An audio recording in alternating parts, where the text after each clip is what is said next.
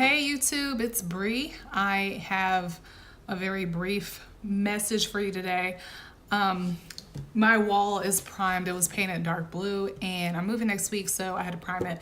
That's why it looks like that, and that's why I look like this. At any rate, I wanted to share something I read from Entrepreneur Magazine. Yes, I am leaning all the way into this entrepreneurship thing. Actually, I got a Groupon and I signed up for Entrepreneur Magazine. So there is an article here. I only read it for like 10 minutes and then I got bored, so I will pick it up before my son destroys it. There's an article here. It says, forget desire, focus on value. It's actually an editor's note, and the editor's name is Jason Feifer. This article is talking about offering people value instead of just focusing on what you want. So in the scenario Jason lays out is someone emailed him and said, "Hi Jeff, I wanted to write an article. Who do I speak with?" So the writer is assuming, or the emailer is assuming, that they want him to write an article and it's all about him and what he wants. So this got me thinking, like, how can I implement the concept of figuring out what people want and offering that?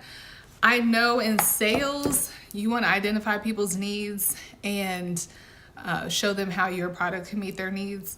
But in terms of content creation, like if it's an Instagram post or a blog or a YouTube video, I was thinking, how can I make sure that what content I'm creating is meeting people's needs? So I think sometimes people's needs are purely entertainment, and that's fine. I mean, hopefully you're as entertaining as you think you are, but sometimes people, it's not impossible or completely unrealistic to think that someone might actually be interested in a particular type of information.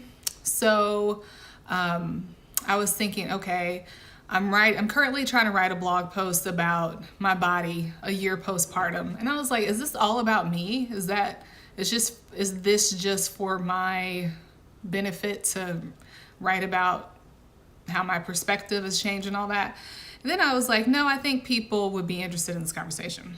So maybe it's okay for me to write about that. But I think from here on out, I really will think about, especially with my journal series on here, is this something that people want, or is this just me wanting to share?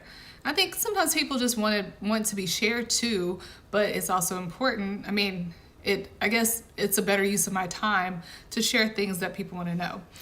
Now, there is also a conversation about within entrepreneurship, when you're talking about creating new businesses, if you are thinking about creating a new business or offering a service, you have to think about what people actually need and what they want. And that is an opportunity to identify something that you are able to provide and turn it into a business. So if you have a business, think about it from the perspective of what does the consumer actually want? And if you're trying to figure out a business that you can provide, think about what skill set do I have that can solve problems that people have or provide solutions that people want. And that's all I have to say about that. Have a good weekend.